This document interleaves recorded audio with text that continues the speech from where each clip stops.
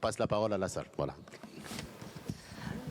Tout d'abord, la Fédération nationale des ports et docks CGT tient à remercier la Confédération d'avoir pris cet engagement de construire une conférence CGT sur les luttes et les droits des travailleurs migrants. Cette demande avait été portée notamment lors de notre congrès fédéral en 2024. La Fédération est très impliquée sur ces questions du fait de nos branches et de la composition sociale des champs professionnels que nous couvrons. Il s'agit pour nous de travailler cette question à l'aune de l'unité de classe des travailleurs dans la CGT, quel que soit le niveau des qualifications ou d'études. Nous parlons de 4 millions de travailleurs étrangers en France. Tous nos champs fédéraux sont impactés. La question est celle des travailleurs migrants ou étrangers de l'Union européenne ou hors Union européenne. Ce qui nous rassemble, c'est le fait d'être des travailleurs, donc les producteurs de la richesse créée dans ce pays, donc des cotisants aux caisses de la sécurité sociale et des contribuables. La lutte que nous menons est celle de la bonne application du droit et des conventions collectives à tous les travailleurs de France, avec ou sans titre de séjour. Cette simple situation du statut de travailleur nous suffit pour que nos syndicats se mobilisent et pèsent sur le patronat. Cela participe grandement à s'opposer au dumping social et à la stigmatisation des travailleurs qui viendraient soi-disant casser nos conditions de travail et de rémunération et qui dépouilleraient notre système social. Nous déconnectons la question de la régularisation des travailleurs sans titre de séjour ou des renouvellements de la question plus globale de l'immigration qui doit être traitée de façon multifactorielle et nécessite un travail plus fourni dans le cadre de nés ici, venus d'ailleurs, avec les associations. Comment nous mobilisons-nous? Chacun doit rester dans son rôle. La Fédération agit avec les syndicats sur les entreprises et la chambre patronale. Les unions départementales œuvrent dans le cadre de leurs relations avec les préfectures et cela fonctionne. Quand la CGT agit en bonne coopération, les travailleurs gagnent sur le champ des revendications. Notre fédération organise tous les vendredis avec le syndicat régional des agents de la propreté Île-de-France une permanence ici à Montreuil pour soutenir les délégués syndicaux dans l'appropriation de la loi, la constitution des dossiers, mais qui soient sérieux, que nous co-construisons avec les travailleurs eux-mêmes pour qu'ils soient maîtres de leur destin. Avec ce dossier travaillé, les camarades vont aux permanences de leurs unions départementales pour rejoindre collectivement les luttes ou les dépôts collectifs CGT. Une fois le dépôt en préfecture établi, ils se syndiquent dans leur syndicat professionnel et ils rejoignent leur section syndicale. Ils prennent ainsi des responsabilités et sont des membres à part entière de la CGT. De invisibles, nous devenons des camarades syndiqués, des travailleurs syndiqués en responsabilité. Nous avons de nombreux exemples dans la propreté, dans le nettoyage et la manutention ferroviaire, dans la navigation intérieure et dans les ports. Car les mineurs en apprentissage ou les étudiants qui doivent changer de statut sont aussi impactés, y compris dans un grand port maritime par exemple. Un exemple est en cours, c'est celui de GSF Mercure à Lyon, où les camarades sont présents, en tout cas le délégué syndical central est présent ici et il y a l'union départementale. On a fait un point tout à l'heure à midi.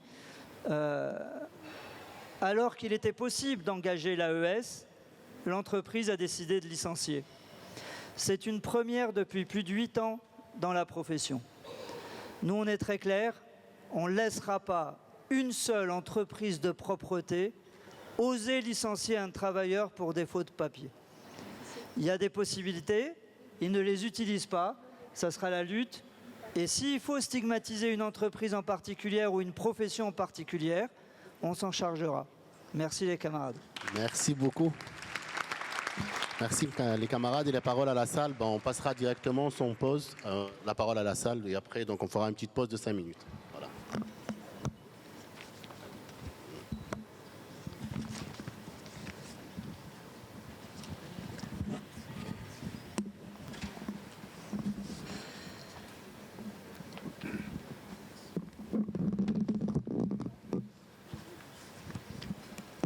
Bonjour à tout le monde. Je suis à la construction. Ça fait 42 ans que je suis en France. Et comment dire, malheureusement, toujours, je n'ai pas grandi. Je n'ai pas de nationalité. Ils ne m'ont pas donné parce que je parle beaucoup. Et je vais continuer un peu à parler. C'est la question d'immigration, ce n'est pas une question de morale.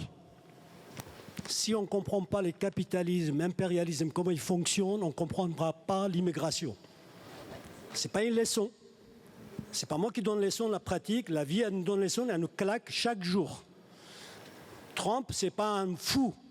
Un représentant grande bourgeoisie, monopole, c'est la libérale, ce n'est pas assez. Il faut le bien caractériser, les adversaires. Pourquoi? Les questions santé. La France, quand elle était pauvre, entre guillemets, après la Deuxième Guerre mondiale, elle a favorisé la santé parce qu'elle a besoin de main-d'œuvre. Qu'un esclave, garder un esclave parce qu'il faut le nourrir pour demain vendre et pour faire travailler. C'est la question d'immigrer. Aujourd'hui, on a besoin moins parce qu'on n'a pas la période de construction. La question à l'époque de colonisation, comme disait, Torres, il y a deux sources de richesse, la colonisation et le travailleur immigré moins cher.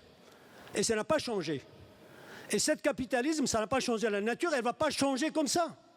On ne peut pas convaincre les patrons de dire, s'il te plaît, est-ce que tu peux changer? Il va dire non, je ne veux pas changer. Pourquoi il va changer? Il a un profit plus-value, c'est la seule nature, c'est fondamental. Ça, c'est une des choses importantes. Les questions d'immigration, on réclame toujours à droite, à gauche, de papiers, etc. Mais non, je voulais faire politique. Je connais l'histoire de la France avant d'arriver ici. Et pourquoi je n'ai pas le droit de parler, faire la politique en France comme parmi les autres?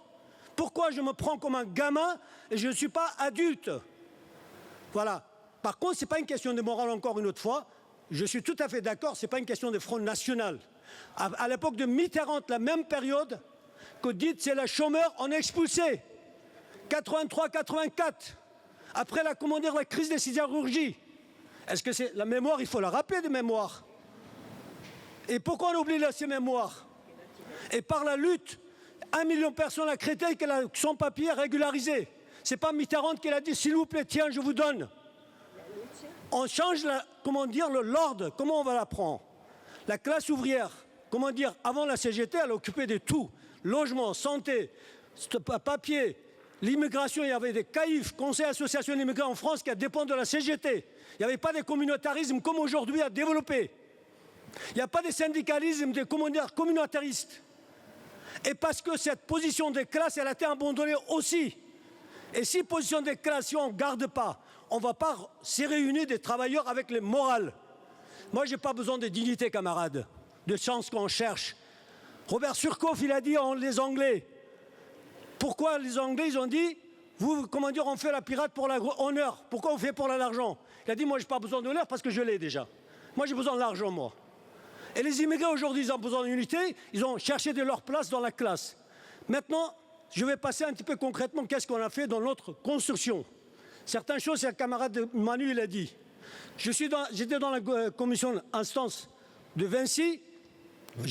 On a imposé de le patron de Vinci, ils vont l'interpeller, ils ont promis, ça rentrait dans la PV, pour interpeller la Fédération Construction des patronats. Dans la CE, on a ramené, moi-même, je ramenais débat dedans. Je suis administrateur de CFA Île-de-France. Et dans la CFA, j'ai ramené les débats. Je contactais parce qu'il y a des problèmes de stagiaires, etc. Et la question des misères, je reviens à la question des misères. La PDG de Vinci, je lui ai dit, Michel Rocard dit, on ne va pas accueillir les misères du monde.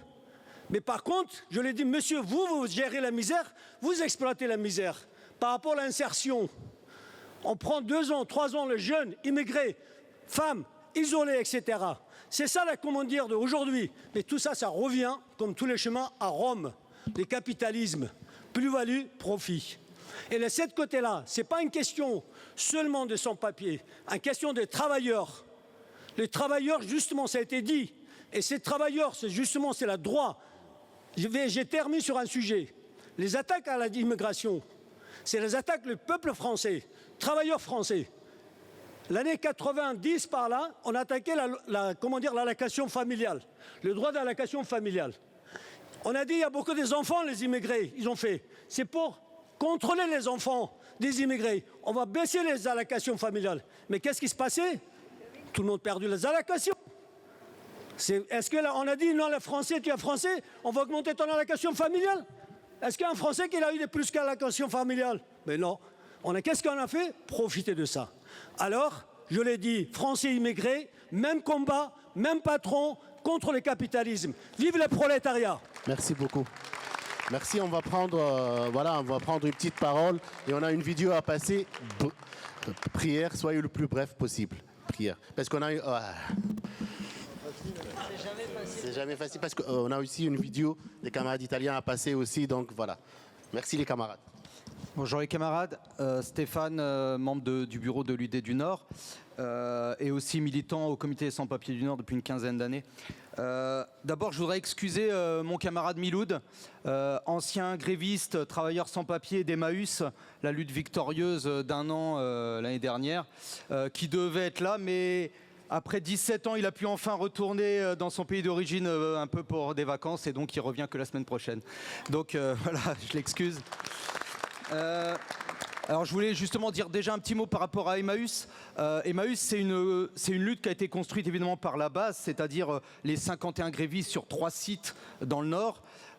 Et puis entouré ou voilà à 3, un peu un truc à 3 tripartite, c'était le mot qu'elle cherchait tout à l'heure la camarade, avec la CGT et le comité des sans-papiers du Nord. Au niveau de la CGT, ça a été vraiment un travail entre l'UD, certaines unions locales, les syndicats et aussi la Confédération. On était en lien direct notamment avec Gérard qui lui-même était en discussion avec Darmanin sur différentes questions de grève de sans-papiers. En tout cas, voilà, ça a été une lutte qui a été dure pendant 1 an avec un racisme très très fort parce que quand même, j'y reviendrai sur le combat classe-race, je pense qu'il ne faut pas éliminer l'un au profit de l'autre quand même, faut pas invisibiliser. Mais en tout cas, ça a été dans des endroits terrible où il y avait des voisins qui avaient des fusils en face, qui ont mis des têtes de sanglier le matin sur les... voilà, des choses quand même très concrètes. Et puis des inondations, enfin, c'était la folie. Ce combat, au bout d'1 an, ça fait 51 régularisations. Et aussi par rapport à ce qu'on dit sur le coût de l'immigration, eh ben, pour 17 d'entre eux, ça a rapporté 2,2 millions d'euros à l'URSSAF. Juste pour 17 personnes, le fait d'avoir gagné un combat pour travail dissimulé. Donc on voit bien que l'immigration rapporte quand les patrons, et ils se le mettent pas dans la poche, quand bien même c'est de l'économie sociale et solidaire. Deuxième chose que je voulais dire, c'est sur le combat de classe et antiraciste. Je suis d'accord que c'est le combat de classe qui peut-être, voilà, on devrait l'avoir tous dans la tête. Sauf que nous, on sortait, quand a démarré cette lutte, d'un combat avec les Verts Baudets. Des jeunes femmes blanches. Eh ben, je suis désolé camarades, mais dans le mouvement, on va dire de gauche, progressiste, etc., on a vu la différence de soutien. On a vu la différence de mobilisation.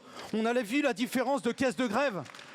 Donc, il y a un combat de classe, mais aussi un combat antiraciste qu'il ne faut pas perdre.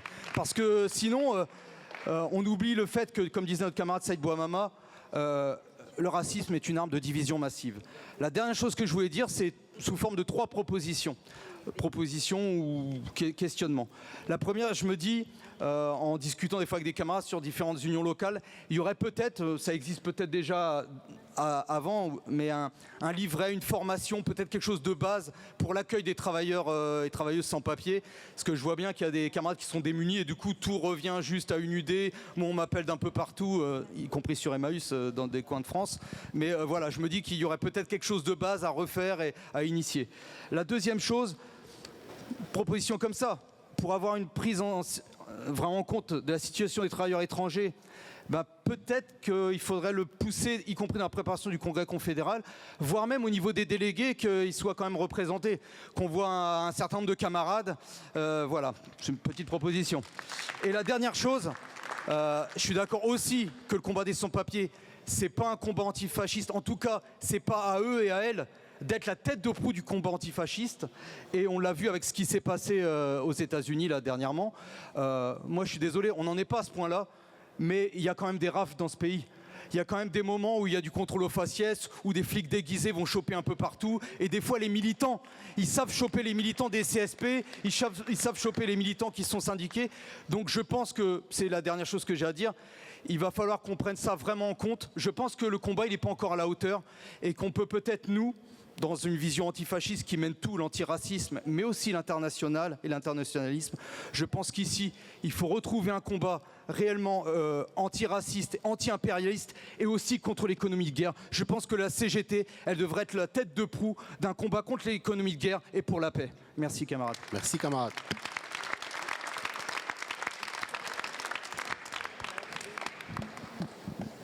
Bonjour. Bonjour à tout le monde. Moi, je voulais parler, je m'appelle Kanouté Diakariaou. Voilà. Oui, je voulais parler un peu de la situation des vendangères en Champagne. Les 57 personnes qui étaient traitées comme traite d'êtres humains en Champagne. J'espère que beaucoup de personnes qui sont au courant des citations. La citation est toujours en cours. Depuis 2023, on est dans ces situations.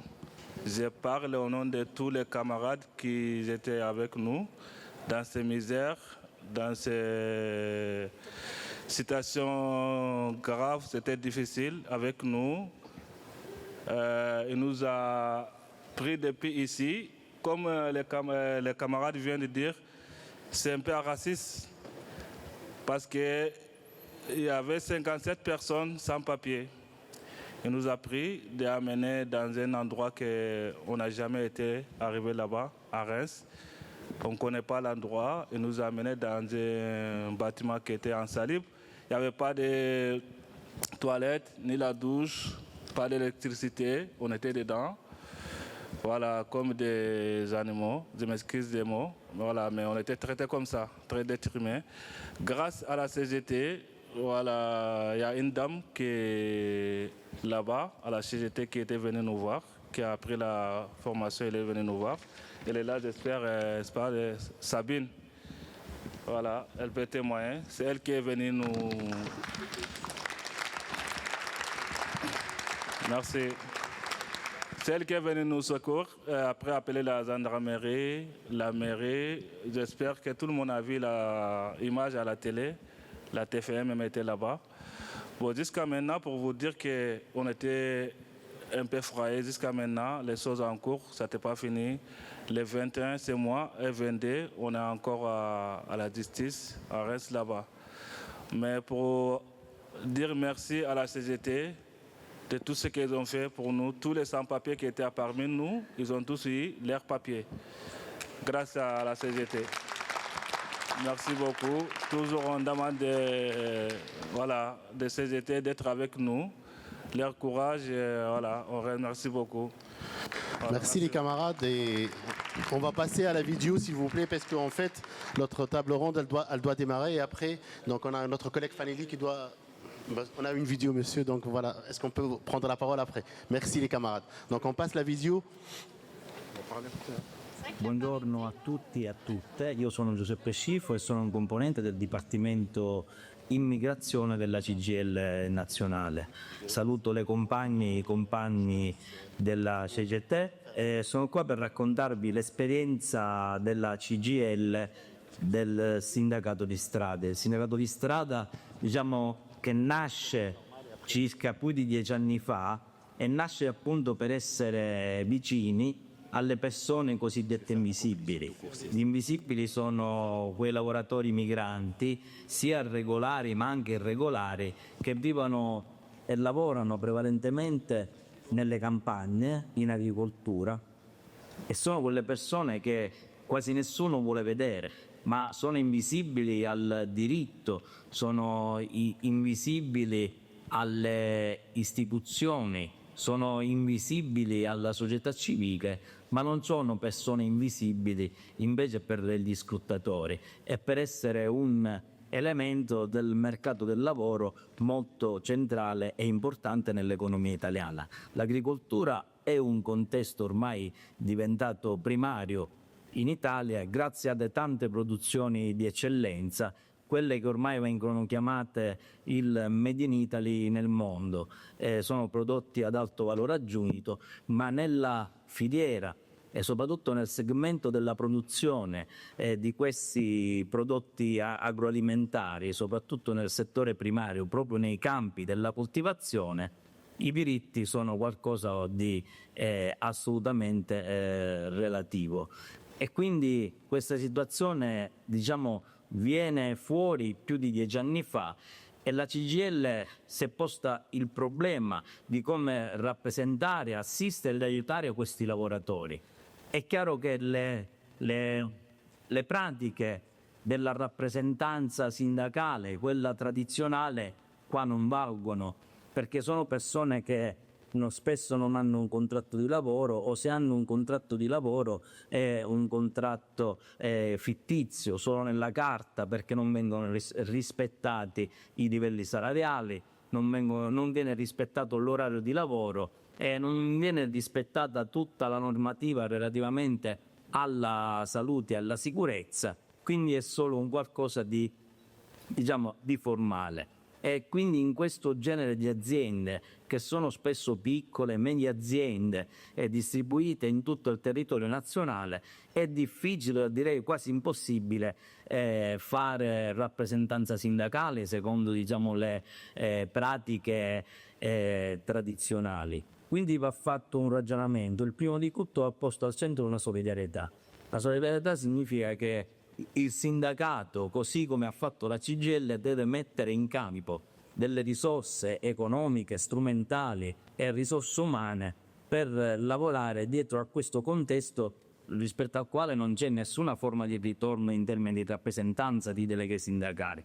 E allora il sindacato di strada nasce proprio da questa esigenza di andare in strada e di andare soprattutto nei luoghi dove questi lavoratori vivono e lavorano. Dicevamo sono lavoratori invisibili, ma non è vero, sono visibilissimi, perché ad esempio il collocamento per questi lavoratori è nelle strade, è nelle piazze in mattina all'alba, dove passano con i pulmini i datori di lavoro oppure i caporali, caricano per queste persone e li portano a lavorare, spesso senza un contratto, spesso senza nessuna regola. Ecco, quindi il primo punto riguarda il collocamento. È un collocamento informale che appunto si avviene per strada, e noi con le nostre attività, in ultimo la FLAI, la Federazione dei Lavoratori dell'Agroalimentare, ha messo in campo un'iniziativa che si chiama le Brigate del Lavoro. Allora stiamo in tutti quei posti dove è possibile incontrare questi lavoratori,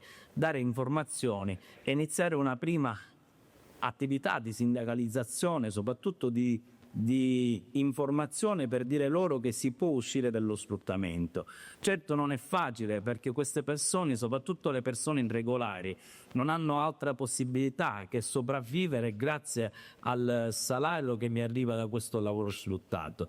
E allora le battaglie sono cominciate già nel 2012 in Italia, per chiedere al governo di intervenire di fronte ad un fenomeno che è esteso in tutto il territorio nazionale, soprattutto nel sud, perché nel sud si concentra il maggior numero di produzioni agricole, ma anche perché nel sud è più facile sfuggire alle regole, ad esempio perché nel sud gli ispettorati del lavoro non funzionano, non hanno personale, quindi i controlli vengono sempre meno. E allora l'esigenza di stare in strada, di fare un'attività sindacale in strada, nasce proprio da questo motivo, quello di stare vicino alle persone. Nel frattempo abbiamo condotto una battaglia politica con il Parlamento principalmente, per fare una legge che contrastasse questo fenomeno dello sfruttamento lavorativo e del caporalato. Il caporalato è l'interposizione illecita di manodopere.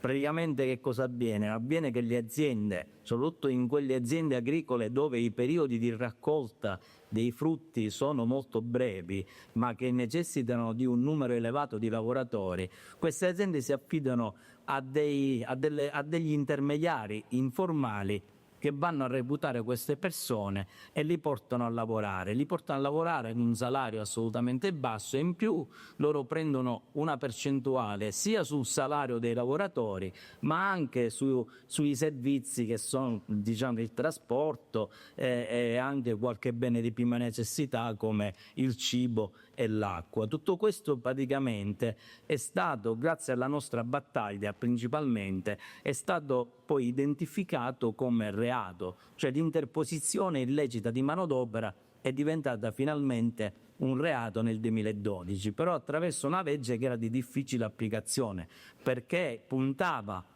e mirava solo al problema della interposizione illecita, senza invece andare a vedere qual era, diciamo, l'obiettivo finale di questa interposizione illecita, ovvero lo sfruttamento lavorativo.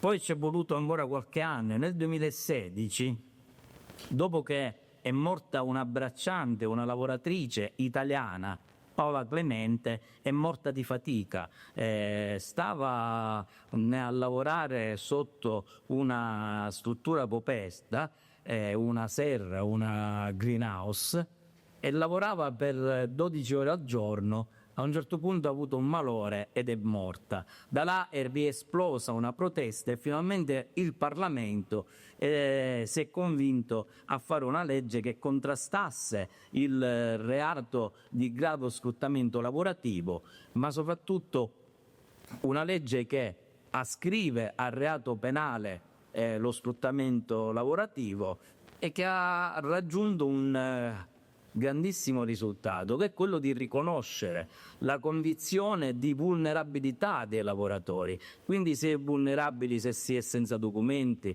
si è vulnerabili se si vive in una condizione di estrema povertà, se non si ha una casa, se bisogna affidarsi per tutto quello che serve al datore di lavoro, e quel lavoro di fatto diventa un lavoro totalizzante dal quale è difficile uscire. Ci sono voluti anni di battaglia, ma alla fine questa legge è stata promulgata dal Parlamento ed è una legge che da un lato riconosce il reato di grave sfruttamento lavorativo, dall'altro lato è una legge che prevede anche degli strumenti e delle misure importanti, come ad esempio la confisca delle aziende. Alla base di questo grave sfruttamento c'è però la questione degli immigrati.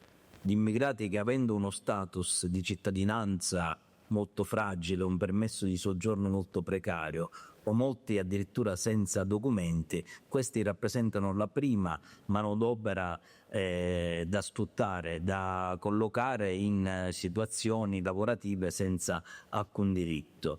E c'è purtroppo un'economia che si basa fortemente su queste possibilità, cioè la possibilità di avere lavoratori a bassissimo costo. Allora, al di là delle leggi come quella di cui ho parlato, che può avere anche una buona incidenza sul contrasto a queste forme di sfruttamento, ma alla base c'è la necessità di rafforzare la posizione dei lavoratori migranti, rafforzandola appunto attraverso un riconoscimento di permessi di soggiorno più duraturi e quanto più possibile slegati al contratto di lavoro, perché il legare contratto di lavoro e permesso di soggiorno rende assolutamente ricattabili questi lavoratori. Ma questo è un problema che riguarda non solo l'Italia, riguarda diversi contesti in Europa e riguarda anche un aspetto che va sempre più discusso, soprattutto da un punto di vista sindacale, ed è la questione della regolarizzazione,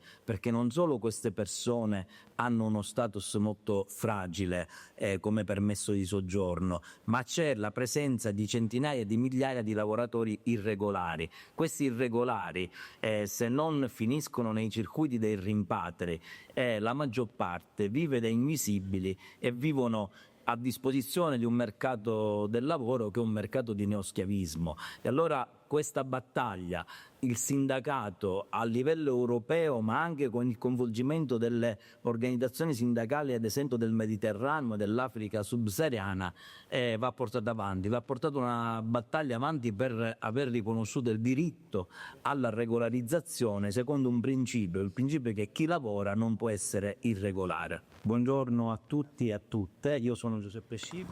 Merci beaucoup à Albert Guidou, merci à Boris Blazy, Pierre Louvard, Anna-Marie Corral, notre camarade Jamil Aïtidir et on finit avec Philippe Jalous qui a été chargé de vous transmettre un petit appel.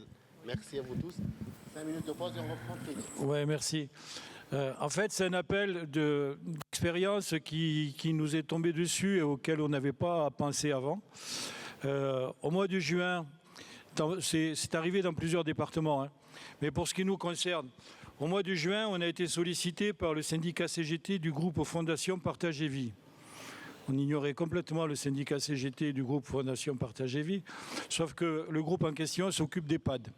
Donc on a été sollicité par ce syndicat national parce qu'il y avait des salariés qui étaient en renouvellement de titre résident et qui étaient en suspension de contrat de travail puisque le renouvellement tardait et qui ne savaient pas s'il y avait un cadre juridique sur lequel ils pouvaient s'appuyer, s'ils pouvaient obtenir des attestations de prolongation de séjour et de maintien dans les droits, et qui n'avaient aucune idée de ce qui se passait.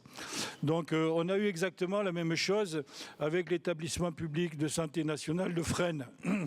Donc c'est les camarades de Fresnes qui nous ont sollicité pour un cas équivalent. On a eu la même chose avec la CGT Bus, et tout ça entre juin et août.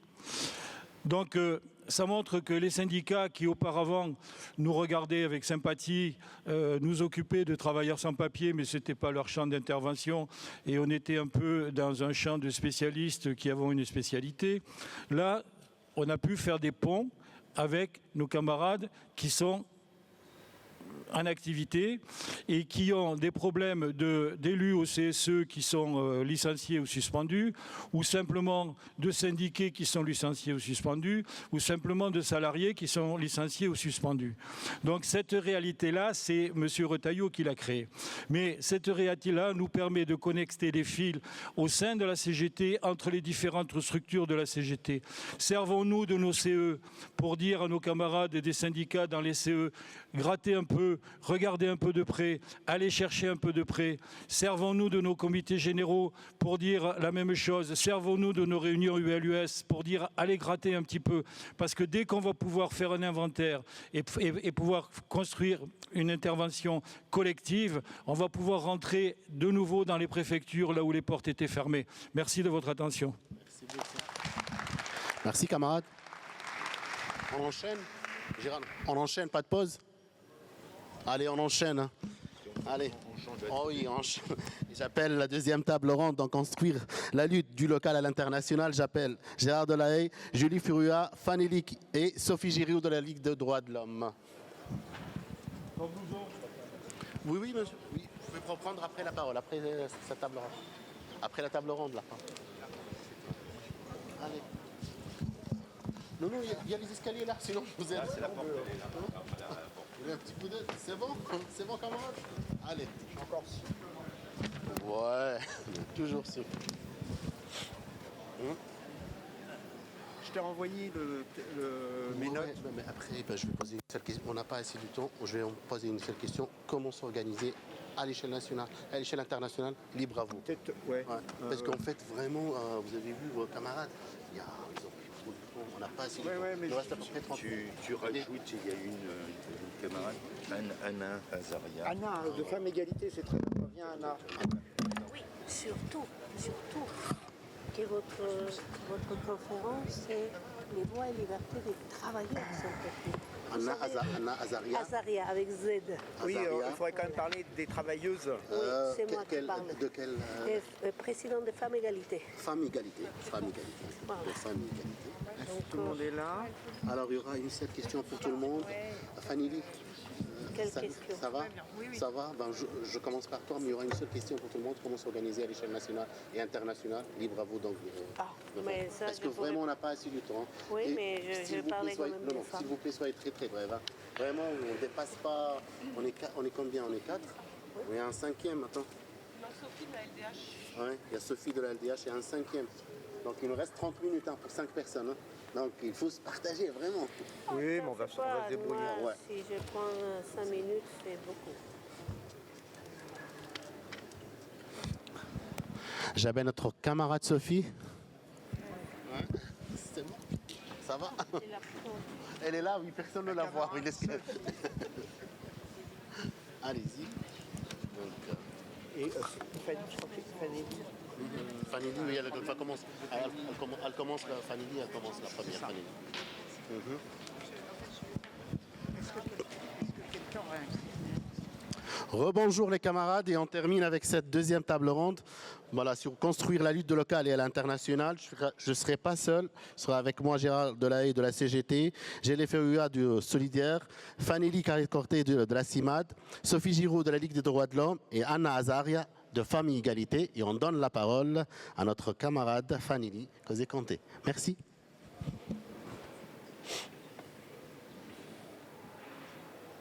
Ça marche, ça marche pas.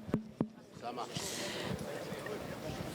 Bonjour à toutes et à tous. Merci beaucoup pour l'invitation et l'organisation de cette journée. Donc moi je suis Fanny Carré-Comte, secrétaire générale de la CIMAD. La CIMAD, c'est une association qui, depuis plus de 85 ans, s'occupe de la défense du droit des personnes migrantes. Donc on organise sur l'ensemble du territoire des permanences d'accès au droit. On reçoit à peu près 110 000 personnes par an. On intervient aussi dans les lieux de privation de liberté, dans les prisons, dans les centres de rétention administrative. On travaille avec un grand réseau de bénévoles et de salariés sur l'ensemble du territoire. Je m'excuse d'avance parce qu'effectivement, je vais devoir m'éclipser à un moment donné, assez rapidement. Donc voilà, merci de me donner la parole en premier, mais je reviendrai pour la conclusion. Je voulais d'abord vous remercier de l'organisation de cette journée parce que je pense que l'investissement et la mobilisation de la CGT dans le contexte que vous avez décrit tout au long de la journée et qu'on décrit là est vraiment extrêmement précieux pour les personnes étrangères, mais aussi plus globalement pour notre société et pour notre démocratie. Et ça, je tenais vraiment à vous le dire. Voilà, je sais qu'il faut aller vite et on va surtout parler de la démarche unitaire, mais c'est pas du tout anecdotique pour moi que vous ayez fait la table ronde précédente sur les questions internationales et européennes, parce que je crois qu'il faut vraiment avoir conscience qu'on s'inscrit aujourd'hui dans un contexte sans précédent ces 40 dernières années de déshumanisation et d'attaque aux droits des personnes migrantes. Ce qui se passe aux États-Unis, on vous l'avait largement évoqué précédemment, mais et je crois extrêmement dramatique parce que malheureusement tout ça a de l'influence dans les têtes, ça diffuse, ça infuse et ça aura potentiellement de l'influence dans les actes aussi.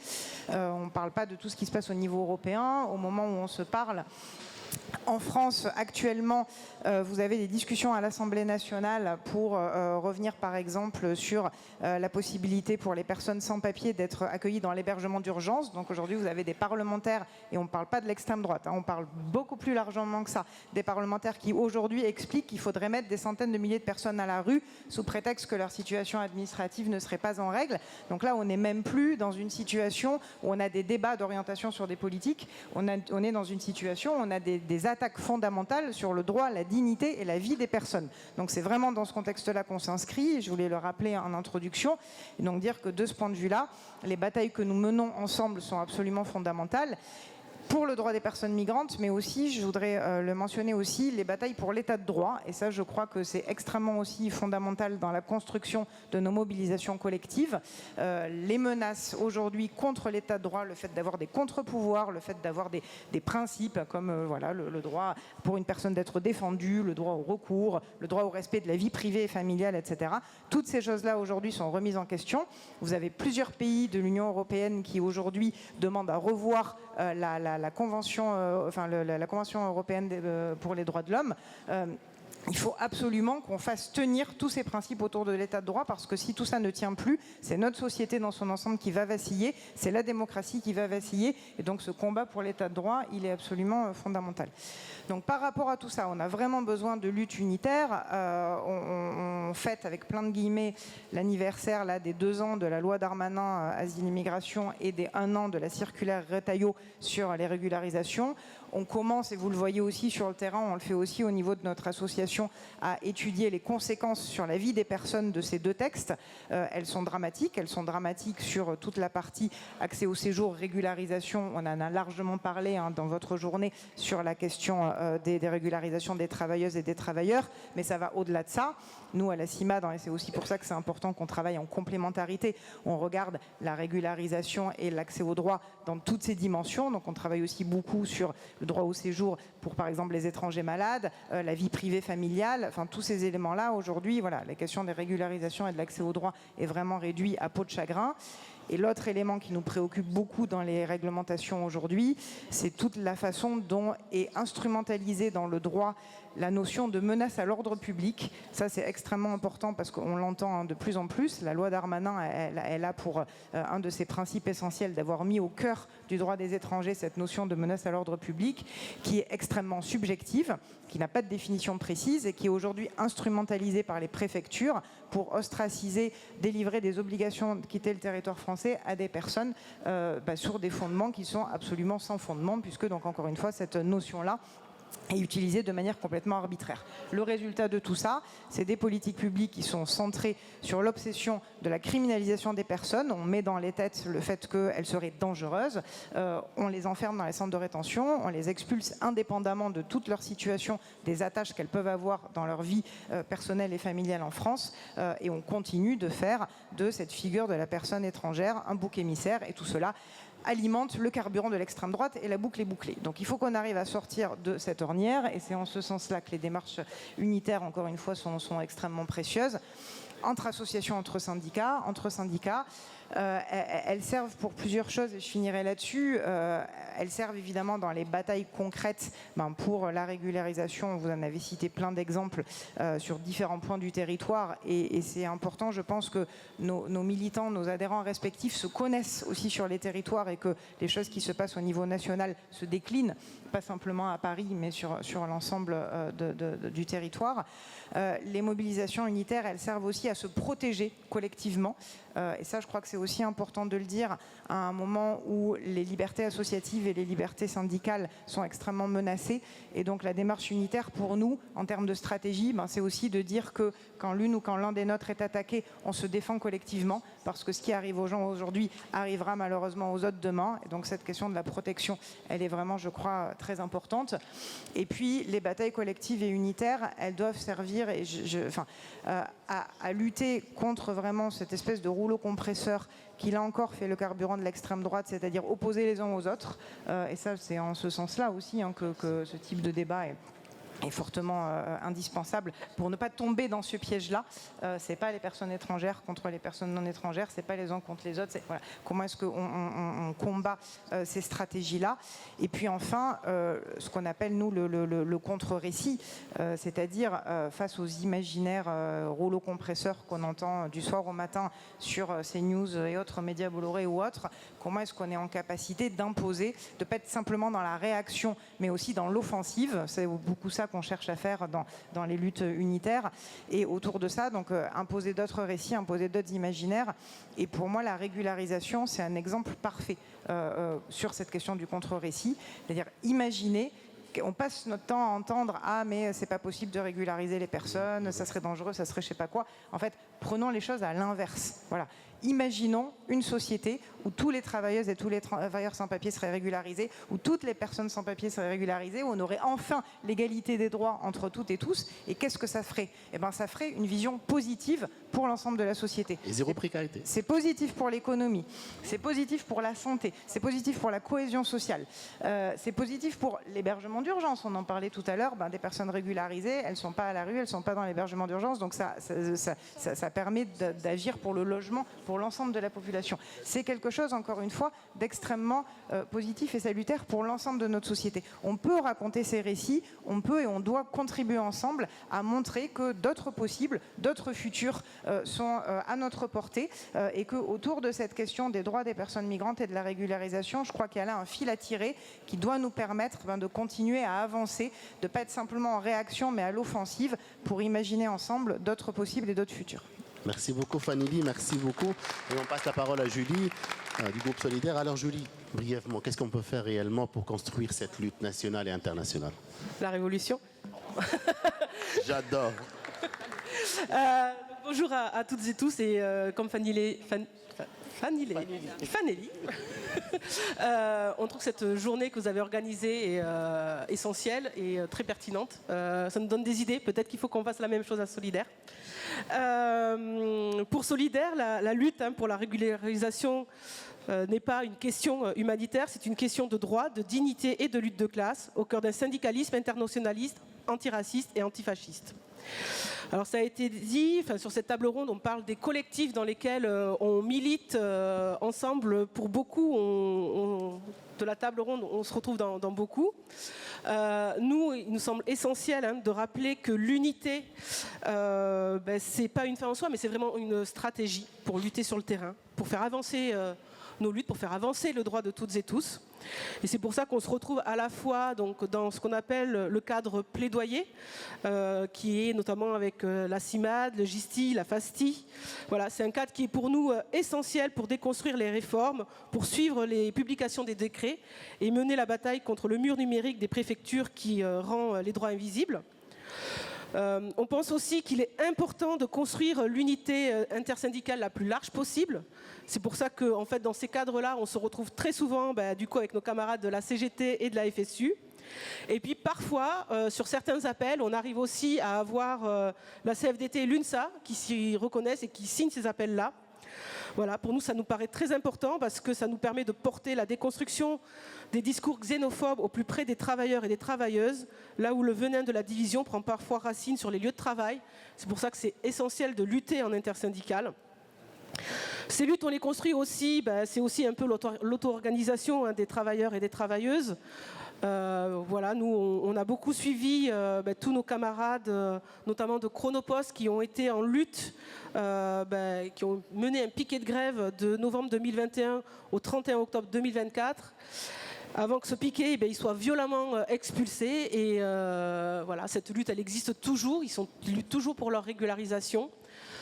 Je pense qu'il ne faut pas les lâcher. On n'a pas encore réussi à obtenir la régularisation, donc c'est chouette quand il y a des victoires. Et je pense qu'il faut vraiment qu'on arrive à communiquer sur toutes les victoires pour donner envie et nous donner de la force de continuer, parce que mener 3 ans de lutte pour au final être expulsé très violemment, c'est dur à accepter, c'est dur. Donc voilà, nous on est toujours là avec eux et elles, et on continue le combat sur ces luttes-là. Et puis il y a le cadre autour duquel on se retrouve là aujourd'hui, qui est le cadre né ici et venu d'ailleurs, qu'on a monté pour dénoncer les politiques migratoires qui sont de plus en plus racistes et xénophobes. Bon, c'était un peu le fil conducteur de cette journée. Voilà, qu'on a monté donc, notamment aux côtés de la LDH, de la CGT, de la FSU, de Femmes Égalité, de ATTAC. Voilà, parce qu'il y avait un besoin de ce cadre le plus large possible pour lutter contre la banalisation des discours racistes et xénophobes. Mais je tourne en rond, j'ai déjà dit. Voilà, donc le plus important pour nous aujourd'hui est que, et nous c'est ce qu'on fait passer dans nos équipes, que nos solidaires locaux impulsent ce cadre-là dans chaque territoire. Parce qu'on pense que l'unité au niveau national, c'est chouette, et ça donne une grosse parole médiatique.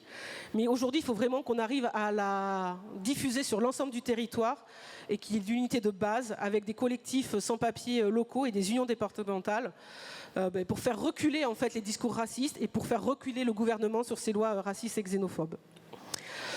Je vais passer toute une grande partie que j'avais prévue, mais je vais surtout revenir sur des luttes que l'on mène aussi. À Solidaire, on a une attention spécifique, notamment aux femmes et aux personnes LGBTI+, immigrées, qui sont au croisement de toutes les oppressions, qui sont des oppressions de genre, d'ethnicité et de classe. Nous, on exige un statut autonome pour les femmes étrangères et un titre de séjour systématique, afin de briser la dépendance qui les expose trop souvent aux violences. On exige aussi l'effectivité du droit d'asile pour toutes celles et tous ceux qui fuient les mutilations sexuelles, les mariages forcés, la traite et les viols de guerre, et la protection de tous ceux et toutes celles persécutés en raison de leur orientation sexuelle ou de leur engagement pour les droits des femmes et des personnes LGBTQIA+. Pour conclure, camarades, nous ne nous voilons pas la face. Il est 23h59. L'extrême droite n'est plus seulement à nos portes. Elle infuse l'ensemble de la société et les politiques qui nous gouvernent. Mais nous ne baisserons pas les bras. nous ne baisserons pas les yeux non plus. En juin 2024, nos camarades de Solidaires Douane ont posé des mots justes que je vais vous dire là. L'administration, le service public, le syndicalisme ne sont pas là pour servir la barbarie. Si demain on nous ordonne de trier les enfants dans les écoles, de harceler les exilés ou de laisser sombrer des embarcations en mer, notre réponse est prête, elle est collective, elle est unitaire. Nous désobéirons. Parce que le syndicalisme est un humanisme de combat, parce que nous sommes une seule et une même classe, avec ou sans papier, même patron, même combat et même combat contre le capitalisme. Merci beaucoup.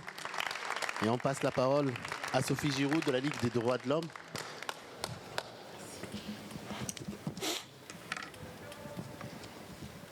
Merci Sophie. Même question, qu'est-ce qu'on peut faire vraiment aujourd'hui pour constituer cette lutte nationale et à l'échelle internationale face à ces politiques, on peut dire, répressives contre les travailleurs et les travailleuses? Merci Walid. Bonjour. D'abord, je voudrais vous remercier pour cette invitation dans un contexte qui est particulièrement difficile. Vous m'entendez bien? Voilà, là c'est mieux. Je voudrais vous remercier pour cette invitation dans un contexte particulièrement difficile pour les travailleurs et travailleuses étrangers et étrangères, dans un contexte de déni de droit, d'attaques extrêmement violentes, de xénophobie, de racisme, à un point qu'on a rarement atteint, enfin, qui est particulièrement grave et pour lequel la société civile en général n'est pas forcément consciente de ce qui se passe. Nous, militants, nous savons la gravité des choses, nous savons la détresse et la violence, mais il reste difficile de communiquer, de l'expliquer face aux mensonges et aux peurs qui sont propagées par l'extrême droite. Et donc, dans ce cadre-là, bien évidemment, la démarche unitaire est particulièrement importante, puisqu'il faut la force de militants, de cultures militantes différentes qui s'unissent pour parler d'une même voix, tout en ayant justement ces différences de cultures militantes et la capacité de toucher un public différent. Donc, la Ligue des droits de l'homme, je ne vais pas vous la présenter, je pense que vous nous connaissez, mais donc à la Ligue, en 2024, nous avons voté lors de notre congrès à Bordeaux. Nous avons considéré que la démarche unitaire, n'était pas simplement une coopération nécessaire, mais un outil indispensable pour faire barrage à l'extrême droite. Donc dans ce cas, nous avons voté une résolution qui s'intitule « Pour une alternative démocratique, sociale et écologique » qui analyse la crise majeure et protéiforme que nous traversons et énonce comme l'une des lignes stratégiques de la Ligue la démarche unitaire comme un vecteur indispensable pour pouvoir promouvoir un modèle de société basé sur l'effectivité des droits pour toutes et tous. Dans ce cadre, la Ligue, de par son histoire, propose d'être à tous les niveaux, et je vous lis la résolution, la LDH se propose d'être à tous les niveaux et sur tout le territoire une table commune, ouverte aux discussions impliquant tous les partenaires progressistes de la société civile, associations, collectifs, syndicats et forces politiques pour contribuer à construire une offre unitaire. Donc cette résolution a été votée le 20 mai 2024. Le 9 juin 2024, Emmanuel Macron annonçait la dissolution de l'Assemblée nationale.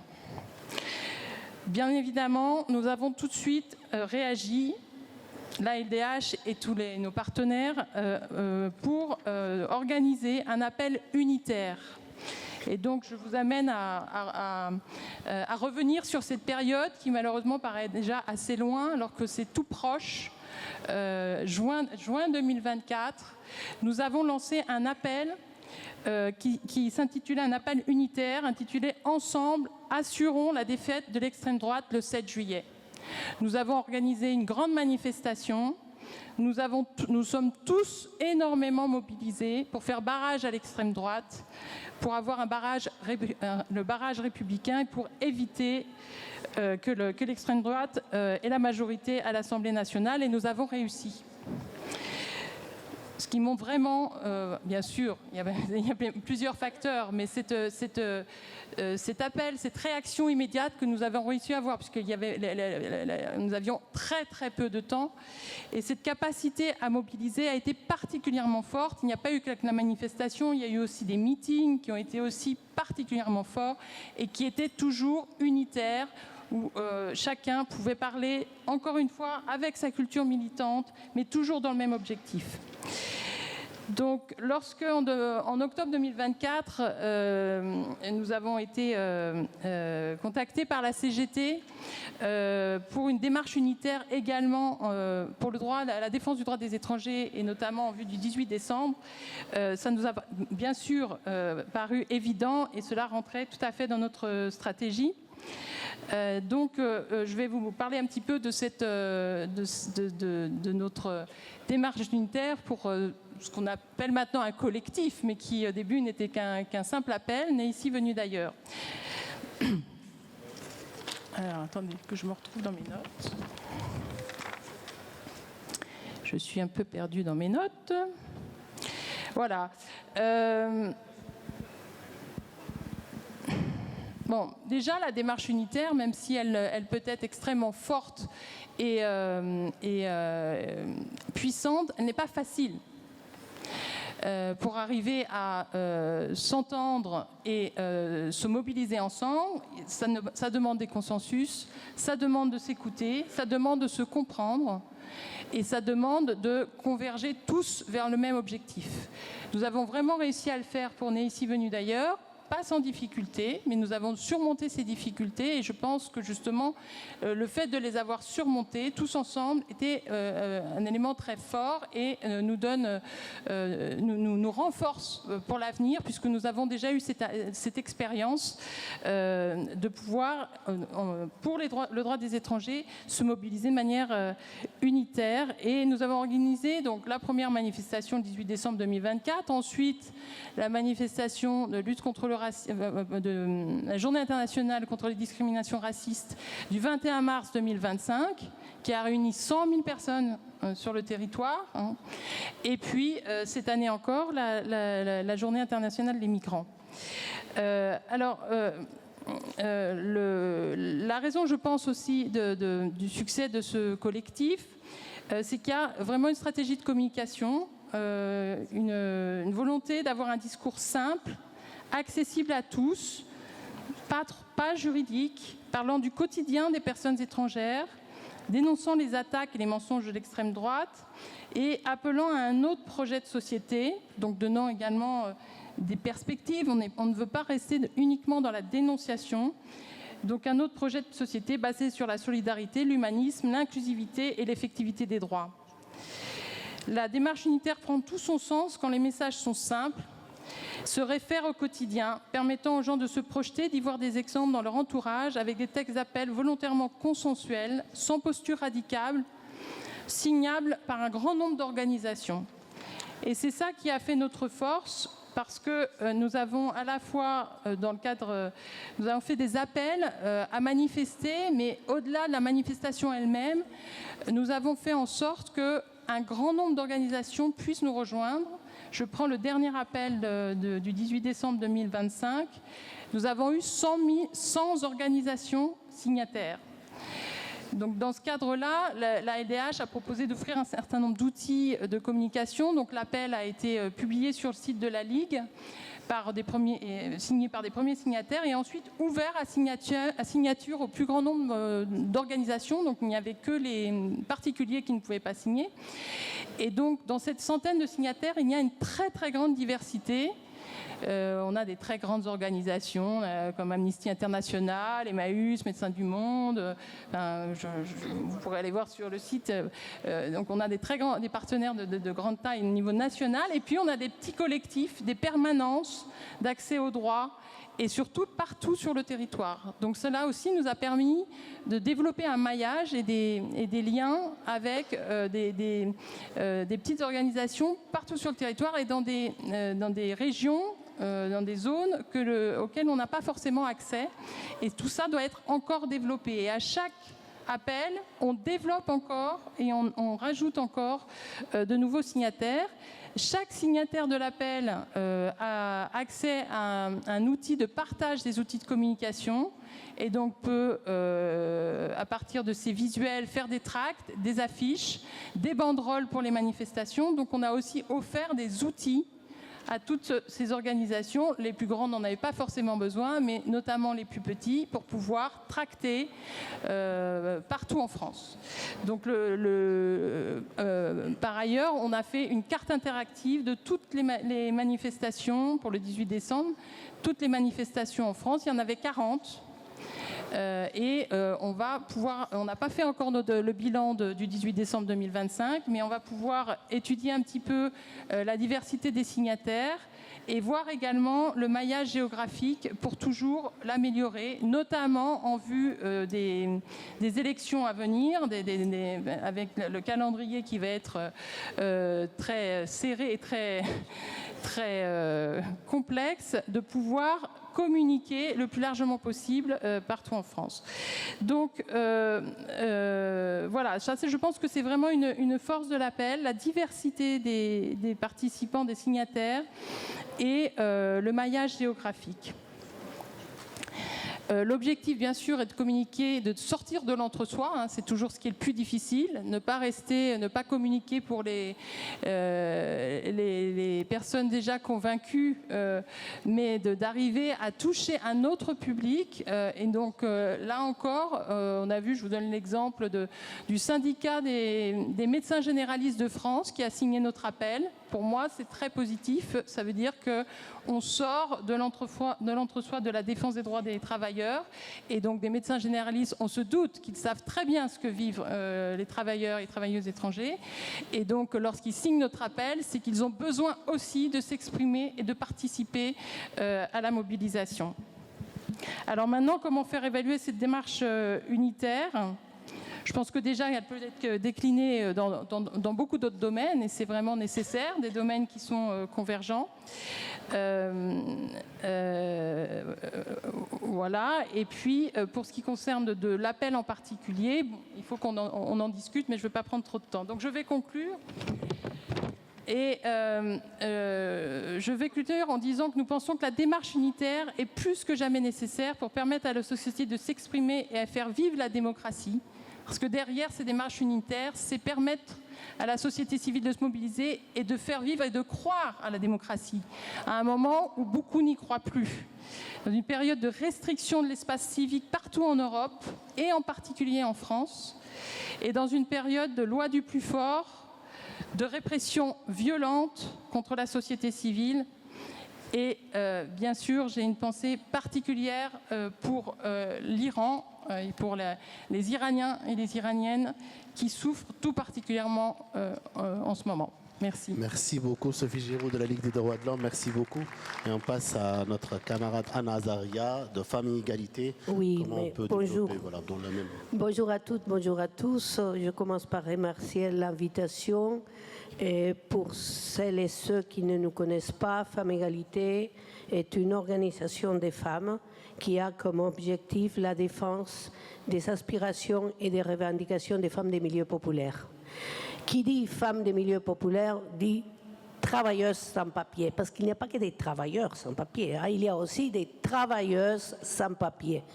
Et nous sommes engagés dans cette lutte pour la régularisation des travailleuses sans papier depuis 20 ans, depuis les premières mobilisations qui vont donner suite aux grèves de 2008-2010.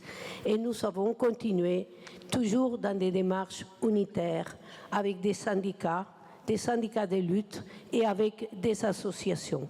Parce que cette unité paye. On l'a constaté à plusieurs reprises et on continue à le constater. Alors, ce que je voudrais vous dire, c'est l'esprit de résistance des travailleurs sans papier continue. Elles sont toujours là. Elles continuent à battre les pavés. On fait des vœux là pour elles.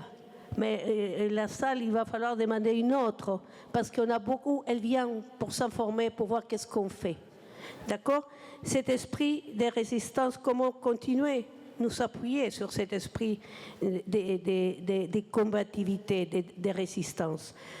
Deuxièmement, toute cette panoplie de lois circulaires, arrêtés et tous les textes qui nous sont tombés contre les sans-papiers, contre les étrangers d'une façon générale, les étrangers et les étrangères. Nous, on fait surtout un travail de terrain. On fait un travail dans des quartiers. On fait nos réunions les samedis ou les dimanches. On travaille avec les centres socioculturels. Toutes ces mesures nous ont permis plutôt d'élargir la solidarité. D'élargir la solidarité, et ça répond.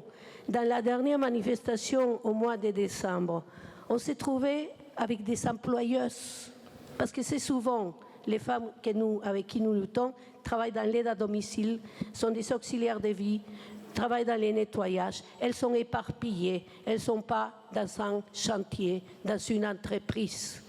Elles ne sont pas ensemble, elles ne connaissent pas du tout un syndicat.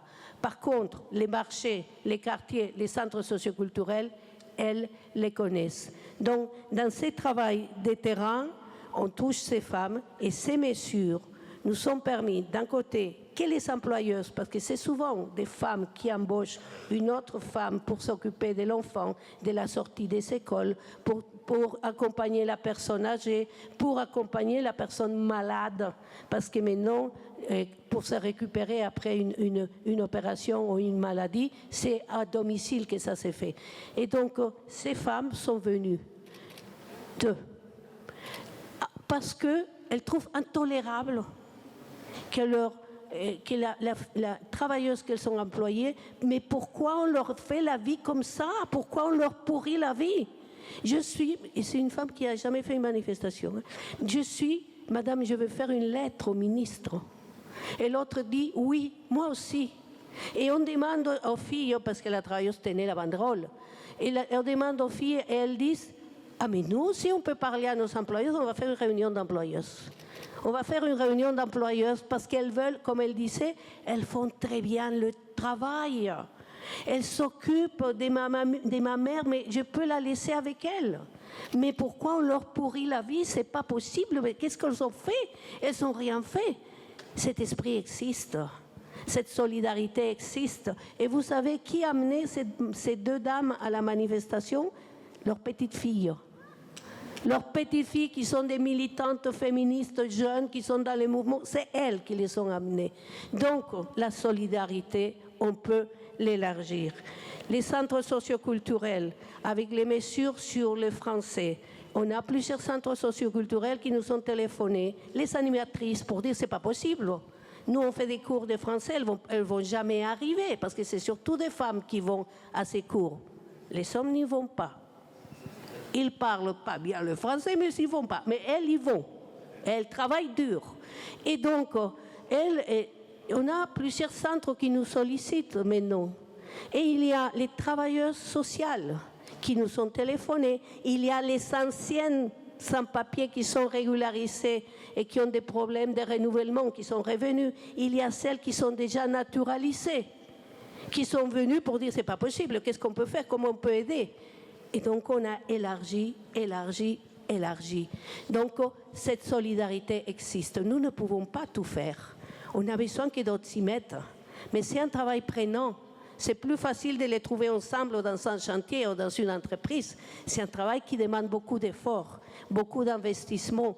On a besoin que les syndicats prennent en main aussi la défense des travailleuses sans papier, pas seulement les travailleurs. On a besoin qu'on soit ensemble. Face à la division, solidarité. Face au pessimisme, au racisme, qu'est-ce qui nous guette vraiment? Les découragements. Non, combativité. La solidarité existe. On va la faire vivre, on va l'élargir, on va gagner. Merci. Oui. Merci camarade Anazaria, on va gagner j'espère bien sûr. Et la lutte continue. Et on termine avec notre camarade Girard. Voilà. Oui, je trouve très stimulant d'intervenir après Anna, parce que par rapport à la question concrète que tu poses, alors à une vaste échelle, parce que tu dis à l'échelle mondiale, la première chose peut-être c'est de rappeler que tout au long de cette journée, ce que la CGT a essayé de démontrer à travers cette journée, c'est que ce qu'il y a dans son ADN, c'est-à-dire l'internationalisme et l'engagement quotidien dans la lutte des classes, dans le combat des travailleuses et des travailleurs, il se décline de manière très concrète. Et je trouve que l'exemple cité, alors, outre le fait qu'il est source d'espoir, on pense aux images de Minneapolis, c'est-à-dire les ressorts de la société face à la dérive autoritaire d'un certain nombre de situations. Parce que je crois que tout le monde l'a dit, il est effectivement minuit moins quart dans le siècle, pour reprendre la formule de Victor Serge. Il est minuit moins quart, mais nous ne sommes pas démunis, car il y a des forces sociales. Alors, quand j'ai dit notre ADN à la CGT, c'est effectivement la lutte des classes et l'internationalisme. Mais cet internationalisme, il est concret. Ce que la CGT a fait depuis 2008, c'est de faire émerger une catégorie de la classe, de travailleuses et de travailleurs, avec ou sans papier, de leur donner une visibilité et de les construire, de les aider à se construire comme sujet collectif. Et ça, c'est toujours à l'ordre du jour. D'une certaine façon, les formes de solidarité qu'on a vu se développer de manière plus ou moins spontanée à Minneapolis, pas totalement spontanée, mais montrent qu'il y a ce ressort-là. Bon. Bien sûr, ça ne résout pas tous les problèmes. Alors, quant aux besoins d'unité, j'en profite pour saluer l'ensemble de nos partenaires au sein du collectif Né ici, venu d'ailleurs.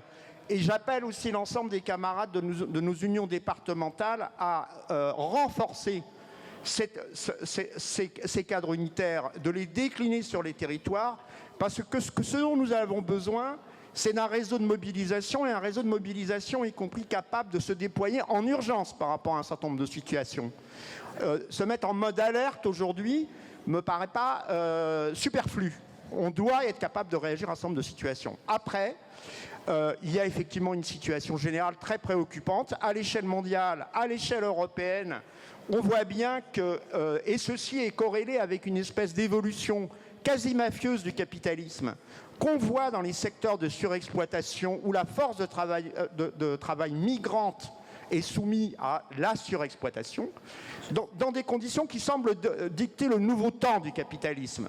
Ce qui veut dire que ce que nous faisons, ce que nous observons là où nous intervenons par nos mobilisations et par nos luttes, c'est aussi une façon de dévoiler ce que va être la stratégie du capitalisme pour l'ensemble de notre camp social dans les prochaines années. Et c'est bien pour ça que la question de l'unité de la classe, pour nous la CGT, la question de l'unité de la classe est fondamentale.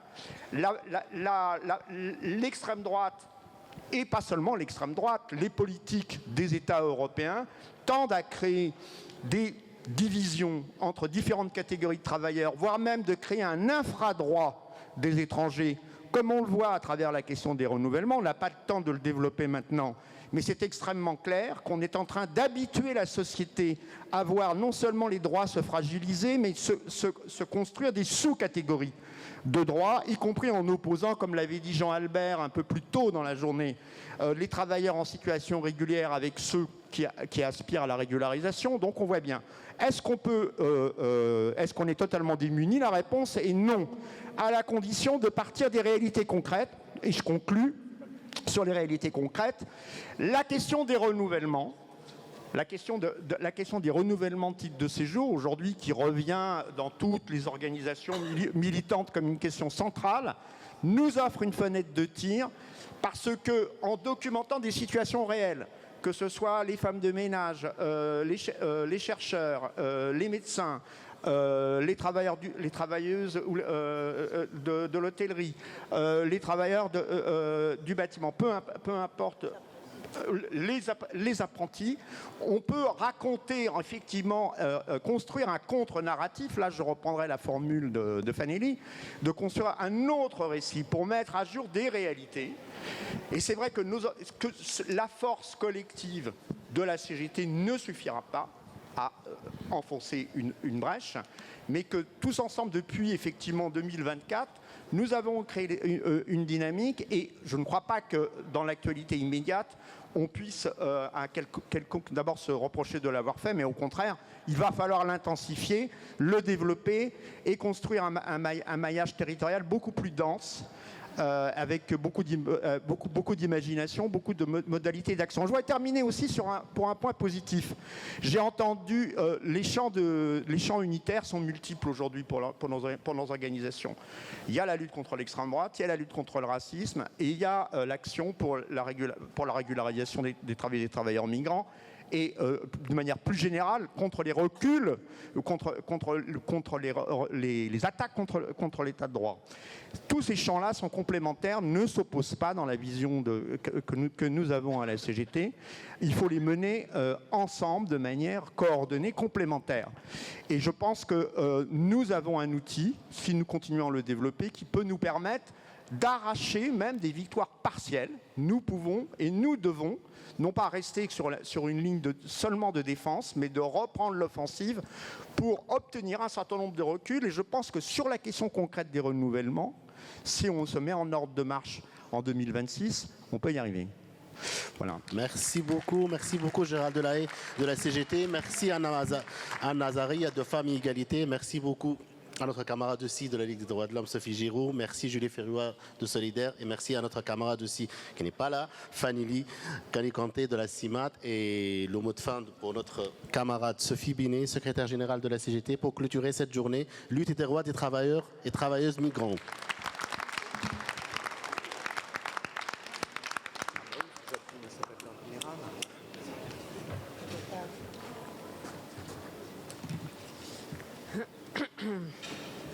Chers camarades, je voudrais d'abord commencer par un grand merci pour toutes celles et ceux qui ont permis la réussite de cette belle journée. Un grand merci d'abord à tous nos amis des associations et autres organisations syndicales qui sont présents ici à nos côtés aujourd'hui, mais comme tous les jours dans les luttes et sur qui nous savons pouvoir toujours compter. Un grand merci aussi à nos camarades internationaux, notamment à nos camarades espagnols et italiens qui sont venus aujourd'hui. Un grand merci aux représentants des partis politiques qui étaient présents et avec qui nous menons la bataille. Notamment, nous nous sommes battus contre la loi Asile-Immigration ensemble. Merci à toutes celles et ceux qui ont nourri la journée par leurs échanges et leurs interventions. Et puis, merci à tout le collectif qui a travaillé d'arrache-pied depuis plusieurs semaines à la réussite de cette journée. Gérard, Jamil, Jean-Albert, etc. Merci beaucoup à vous. Ensuite, je voudrais adresser un message de bienvenue à toutes celles et ceux qui sont là cet après-midi et qui étaient encore plus nombreux ce matin à être ici parmi nous pour la première fois. Nous sommes fiers de vous accueillir à la CGT. Nous sommes fiers que vous ayez fait le choix de vous syndiquer avec nous pour lutter. Comme vous l'avez dit ce matin, la CGT est la référence pour la défense des travailleurs et des travailleuses sans papier. Et ça ne date pas d'hier. Il y a 100 ans, en 1923, la CGT créait la MOE, la main-d'œuvre étrangère, devenue en 1932 la MOI, la main-d'œuvre immigrée.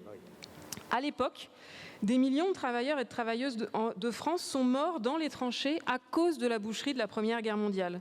Pour relancer l'économie, l'État organise une immigration massive. Dans le même temps, des millions de personnes sont contraintes de fuir leur pays face à la misère et à la montée des totalitarismes et de l'antisémitisme en Italie, en Allemagne, en Pologne, en Arménie ou encore en Espagne. La France devient, entre les deux guerres mondiales, le premier pays d'immigration du monde. Résultat, le patronat profite de ces millions de travailleurs et de travailleuses étrangers sans droit pour organiser le dumping et l'extrême droite joue sur les mises en opposition pour faire monter le racisme, la xénophobie et l'antisémitisme, appuyés déjà à l'époque par une majorité de la presse financée par le capital qui diffusait matin, midi et soir des discours racistes, antisémites et xénophobes. Pour empêcher ça, la CGT décide d'organiser les travailleurs étrangers et crée des groupes de langue, des groupes yiddish, polonais, espagnol, arabes, pour permettre aux travailleurs de s'organiser entre eux et à la CGT et de créer la solidarité pour lutter face au patronat. Cette stratégie, elle a d'abord contribué à empêcher le coup d'État des ligues fascistes en 1934 et à porter le Front populaire en 1936. Rappelons le rôle et la place des travailleurs et travailleuses étrangères dans les grandes grèves de 1936. Puis, cette stratégie, elle a apporté un levier déterminant à la victoire contre l'occupant nazi. La MOI est restée dans l'histoire puisqu'elle a constitué une section clé des FTP, des francs-tireurs et partisans, et qu'elle a été impliquée dans les actions les plus dangereuses. Elle en a payé un lourd tribut. Des dizaines et des dizaines de nos militants et militantes de la MOI sont morts dans la résistance. Nous l'avons rappelé il y a 2 ans quand nous avons célébré l'entrée de nos camarades Missak et Melouné Manouchian au Panthéon, aux côtés des 23 fusillés de l'Affiche rouge.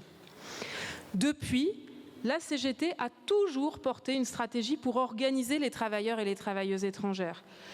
Nous fêtons cette année les 20 ans des grandes grèves de sans-papiers qui ont été lancées en 2006 dans plusieurs chaînes de restauration et qui nous ont permis d'utiliser la grève à 2 niveaux. D'abord, comme outil stratégique pour gagner des régularisations. Puisque, une fois qu'on est en grève, le patron ne peut plus nous licencier, on est protégé par le Code du travail et ça permettait une protection collective. Ensuite, l'utilisation de la grève comme outil politique. Par la grève, les travailleurs et travailleuses sans papier s'affirment comme travailleurs, prennent leur lutte et leur avenir en main avec un slogan « On vit ici, on bosse ici, on reste ici ». Ces grèves, multipliées depuis 2006, nous ont permis de gagner des milliers et des milliers de régularisations, de changer la législation et de gagner en 2014 une circulaire créant des critères objectifs de régularisation par le travail. Cette circulaire permettait 35 000 régularisations par le travail chaque année. Mais comme vous l'avez dit ce matin, avec la CGT, on gagne bien plus que des papiers, on gagne la dignité. C'est le cœur de l'objectif syndical de la CGT, l'émancipation. Ces luttes, en préparant les grèves longtemps à l'avance, en organisant les assemblées générales quotidiennes de décision de la conduite du mouvement, nous refusons le délégataire et nous permettons aux premiers concernés de gagner leurs droits par la lutte, la tête haute. Quelle fierté d'entendre les parcours syndicaux de nos camarades ce matin, d'entendre que nombre de nos camarades sont devenus depuis délégués syndicaux, dirigeants d'unions locales ou dirigeants d'unions départementales et que plusieurs d'entre eux et d'entre elles ont obtenu la nationalité française. Pourquoi ce rappel historique ? Parce que la ressemblance avec la situation actuelle est troublante. Alors que l'histoire bégaye, il nous faut amplifier et redimensionner notre activité et c'était l'objectif de la conférence d'aujourd'hui. L'extrême droite, face à l'extrême droite, une part de plus en plus importante de la classe politique n'affronte pas et prétend lutter contre l'extrême droite en faisant de la surenchère et en reprenant ses thèses xénophobes et racistes. C'est ce qui a conduit il y a 2 ans à l'adoption de la loi Asile-Immigration, la loi de la honte. Face à la sidération, la CGT, avec les organisations ici présentes, a tenu tête et a organisé une large mobilisation le 21 janvier 2024 qui nous a permis de gagner la censure partielle de la loi par le Conseil constitutionnel. Alors c'est bien, mais le problème, c'est que le ministre Retailleau, depuis, en a profité pour user et abuser de tous ses pouvoirs réglementaires pour atteindre tout de même ses objectifs. Il a supprimé la circulaire Valls, donné consigne aux préfectures de faire de la politique du chiffre, transformé le renouvellement des titres de séjour en parcours du combattant, mis en place des examens de français que personne ici dans cette salle ne pourrait réussir tellement leur niveau est élevé, etc., etc. Le résultat, on l'a à travers les chiffres du ministère de l'Intérieur lui-même qui ont été publiés en fin d'année. Le nombre de régularisations a été divisé par 2 en 2025. Les métiers en tension qui étaient supposés permettre de régulariser, d'organiser cette fameuse immigration économique, le résultat c'est quoi ? C'est en 2025, 700 régularisations via les métiers en tension. On voit bien la supercherie de cette loi et de cette politique.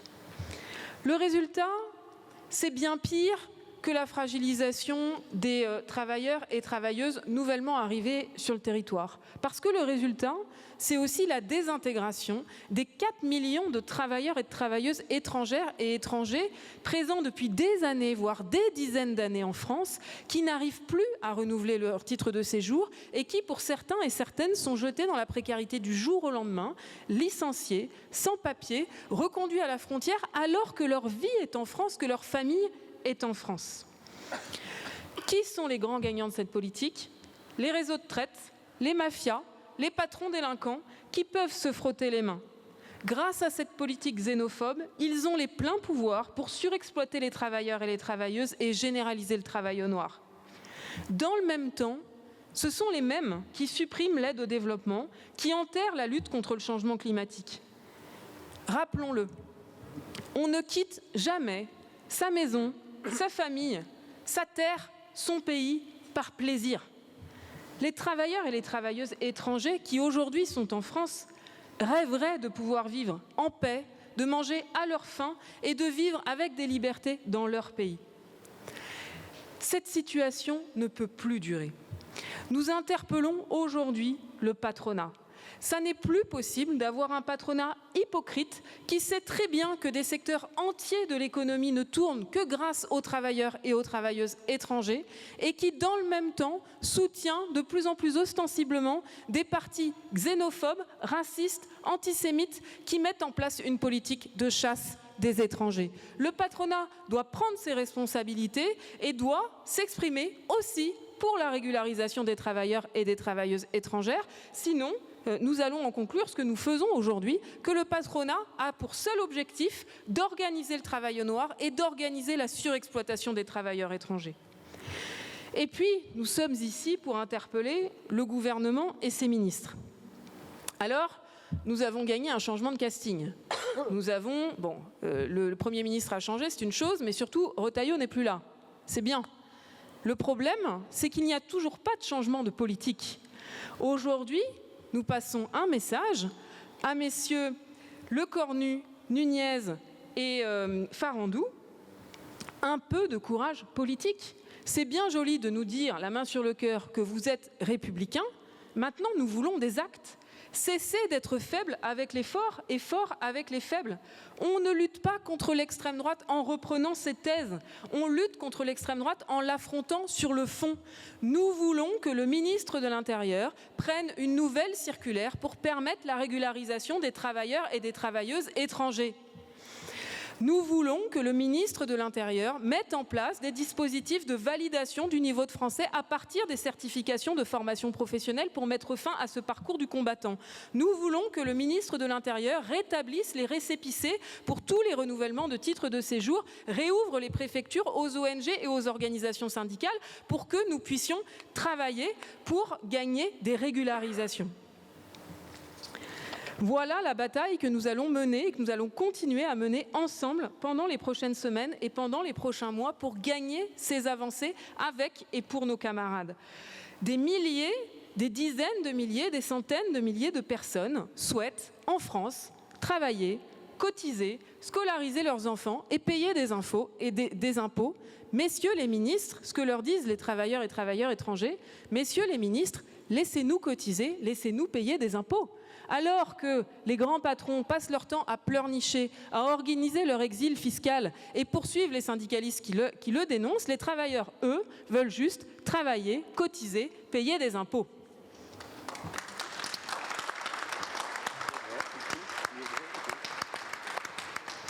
Alors, cette bataille, pour la mener, heureusement, nous ne sommes pas seuls. Nous la menons, vous l'avez vu cet après-midi, avec nos camarades de la Confédération européenne des syndicats et de la Confédération syndicale internationale, qui dénoncent à nos côtés, avec nous, à leur échelle aussi, cette chasse aux étrangers qui se met en place dans de plus en plus de pays occidentaux en lien avec la montée de l'extrême droite et notamment en Europe. Les interventions tout à l'heure de nos camarades espagnols de l'UGT et nos camarades italiens de la CGIL confirment combien nous sommes proches dans nos stratégies syndicales. Nous nous inspirons d'ailleurs mutuellement, nous nous soutenons. C'est très important pour nous de pouvoir avoir ce réseau international parce que cette chasse aux travailleurs et travailleuses étrangers, elle dépend de législation française, bien sûr, et nos dirigeants politiques ont leur pleine responsabilité, mais elle se joue aussi beaucoup à travers la législation européenne que veut imposer aujourd'hui l'extrême droite, qui a une nouvelle alliance avec la droite au niveau européen et qui se met en alliance avec la présidente de la Commission européenne, Ursula von der Leyen, sur cet aspect-là. Alors, aujourd'hui, nous avons organisé cette conférence pour non seulement nous donner de la force pour continuer le travail que nous menons depuis plus de 100 ans et notamment depuis 20 ans avec la relance de cette stratégie de grève, mais aussi et surtout pour le redimensionner, parce que nous en avons parlé toute la journée, face à la nouvelle ampleur de ces attaques, il nous faut non seulement continuer à défendre et organiser les primo-arrivants pour gagner des régularisations par le travail, mais il nous faut aussi défendre et organiser les 4 millions de travailleurs et travailleuses étrangères et étrangers qui sont aujourd'hui dans le viseur du gouvernement. La CGT va tenir la première semaine de juin à Tours, son 54e congrès. J'espère que nous serons nombreux et nombreuses à nous y retrouver. Ce congrès va être l'occasion de finaliser le plan de bataille dont vous avez commencé à débattre aujourd'hui.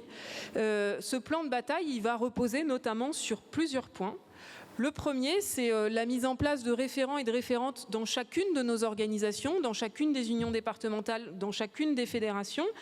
Référents et référentes coordonnés par le collectif confédéral qui est extrêmement efficace, comme vous le savez, de façon à ce que chacune de nos unions départementales soit en capacité d'organiser des permanences d'accueil des travailleurs et des travailleuses étrangers et étrangères en territoire pour les informer sur leurs droits et puis pour préparer, multiplier, généraliser ces grèves et ces mobilisations de travailleuses et travailleurs étrangères et cette mise sous pression des préfectures pour sortir de cette politique du chiffre. Deuxième enjeu de notre plan de bataille, c'est amplifier notre bataille pour l'émancipation en travaillant encore plus que nous le faisons aujourd'hui pour donner des responsabilités aux premiers et aux premières concernés et faire en sorte que dès que nous avons obtenu gain de cause, dès que les travailleurs et travailleuses concernés sont régularisés et plus sécurisés dans leur situation, toutes celles et ceux qui le souhaitent puissent prendre des responsabilités syndicales et puissent mener elles-mêmes, eux-mêmes, le combat, parce que ce qui fait la marque de fabrique de la CGT, c'est le refus du délégataire. Nous organisons les travailleurs et les travailleuses pour qu'ils et elles s'émancipent eux-mêmes. Ni Dieu, ni maître, ni César, ni tribun, c'est un des slogans de la CGT, ça vaut aussi pour l'organisation des travailleurs et des travailleuses étrangères. Et pour ça, l'histoire, elle peut aussi nous servir d'inspiration. La MOI, à l'époque, s'était organisée en groupes de langue. Ces groupes de langue étaient très efficaces pour permettre des solidarités, pour permettre aussi un accès à l'information pour tous ces travailleurs et travailleuses concernés. Ces groupes de langue, on les organise un peu dans les mobilisations ponctuellement. On pourrait les organiser beaucoup plus en travaillant la mise à disposition d'informations dans un certain nombre de langues pour que les travailleurs et travailleuses puissent encore plus s'identifier à l'action de la CGT et se sentir concernés, accueillis et copropriétaires de cette magnifique organisation qui appartient à tous les travailleurs et à toutes les travailleuses, quelle que soit leur nationalité. Le troisième point du plan de bataille, c'est évidemment la question de l'apprentissage du français. Pourquoi ? Parce que d'abord, c'est un enjeu central de l'émancipation pour les travailleurs étrangers, mais aussi pour les travailleurs français. Combien de travailleurs, combien d'ouvriers et d'ouvrières ont appris à lire, ont appris à écrire grâce à la CGT ? Martha Derumeau, grande dirigeante de la CGT, elle a appris à écrire grâce à la CGT. Et son premier conflit, son patron a voulu l'humilier en lui demandant de lire l'accord de négociation issu de la lutte pour montrer à toutes ses camarades qu'elle ne savait pas lire. Martha ne s'est pas laissée faire, elle a trouvé un subterfuge et ensuite, grâce à la formation syndicale de la CGT, elle a appris à lire et à écrire et elle a pris des responsabilités très importantes dans la CGT. Ce travail-là, il faut qu'on l'amplifie en direction des travailleurs et des travailleuses étrangers, dans nos unions locales, dans nos bourses du travail qui ont été créées pour ça. Et puis, il faut qu'on mobilise, comme le font les camarades d'un certain nombre de professions, à commencer par la Fédération Port et Doc, qui a interpellé les patrons de la propreté et gagner que la branche de la propreté mobilise les fonds de la formation professionnelle pour mettre en place des cours d'alphabétisation, ça, il faut qu'on le fasse dans toutes les branches, dans toutes les entreprises, forcer les patrons à payer les cours d'alphabétisation pour les travailleurs et les travailleuses, et puis forcer le gouvernement à reconnaître ces cours d'alphabétisation, ces niveaux, pour valider, permettre l'accès à des titres de séjour. Et puis le dernier aspect de notre plan de travail, c'est qu'évidemment la CGT est internationaliste. Pourquoi est-ce que nous sommes internationalistes et pourquoi est-ce que c'est très important dans la bataille pour les droits des travailleurs et travailleuses étrangers et étrangères ? Parce que, je l'ai dit, les migrations, elles sont toujours dépendantes de l'état de la planète. le parallèle avec les années 30, il est valable aussi pour la situation des guerres. Dans les années 30, il y a eu un grand mouvement d'immigration, une forte augmentation des travailleurs étrangers en France parce que les guerres se multipliaient. Aujourd'hui, malheureusement, les guerres se multiplient avec le défi climatique qui fait que de nombreuses régions deviennent inhabitables ou ne permettent plus l'autosuffisance des populations. Et donc, évidemment, il nous faut assurer l'accueil de tous les exilés, mais il nous faut aussi et surtout travailler avec leurs organisations dans leur pays d'origine pour garantir la paix, la transition démocratique, la justice sociale, la justice économique et empêcher que, comme aujourd'hui, ce soit nos multinationales qui pillent leurs terres et que ce soit les mêmes multinationales qui les exploitent et les précarisent quand ils et elles viennent en France ou dans nos pays pour pouvoir survivre. Voilà les camarades, le plan de travail, le plan de bataille que nous voulons nous donner dans les prochaines semaines, dans les prochains mois. Cette conférence nous donne de la force pour pouvoir continuer. Bravo et merci encore à toutes celles et ceux qui l'ont organisée. Et puis un mot pour conclure.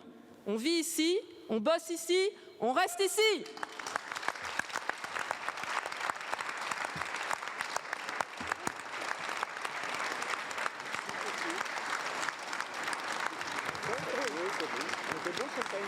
Bon, on était très bien même. Merci beaucoup.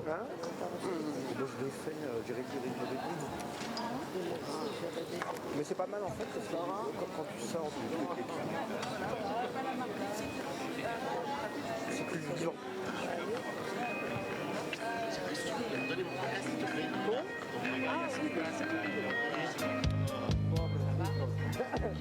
Ça va.